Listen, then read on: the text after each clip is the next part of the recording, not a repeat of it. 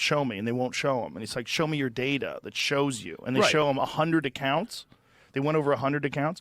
Over 80% of Twitter accounts are likely bots, former FBI security specialist, which is fucking wild. So if that's like 20% of the people on Twitter are actual humans and 80% of it is propaganda, either by publicity firms or super PACs or whoever the fuck is trying to manipulate narratives. And one of the things that you saw with Elon was like there's a bunch of tweets that people retweeted. They're from wildly different accounts that were all the exact same tweet. And he's like, these are bots. Like these are. There's 1,000% bots. Yeah. I mean, I went So through a many of phase them. like you. I couldn't even, if I posted something, it was all bots. Yeah. 100%. So I don't there's 1,000,000% bots. They probably weren't giving the right information, but he did want to pull out. Well, I think if they found out that information, Twitter would be worth substantially less. Right. And that's also what he was trying to do.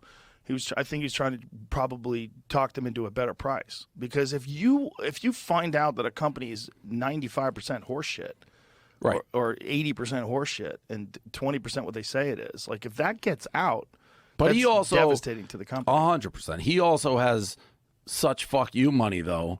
He was upset about the suppressing, and I'd probably be the same way if I had that type of money. It's like I'm just gonna fucking buy you, like, Yeah. and that's essentially what he did. And I do think, like you said, the bots and going back and forth, he wanted to get out. That's the one thing though. The Twitter pro Twitter, everyone's like, I'm gonna get off my dad was one of those guys. I'm leaving Twitter. It's like, what are you talking about, Dad? Why was he leaving Twitter? Because Elon, my dad, my dad is like a very liberal guy, like hated Trump, hates him, hated him before he became president, just hate him. So I interviewed Trump and I FaceTimed my dad. I tried to keep it a secret, and I like FaceTimed him when I was doing it just to see my dad's reaction. He turtled. My dad turtled when he saw him. He's like, oh, hi. But I mean, he hates him.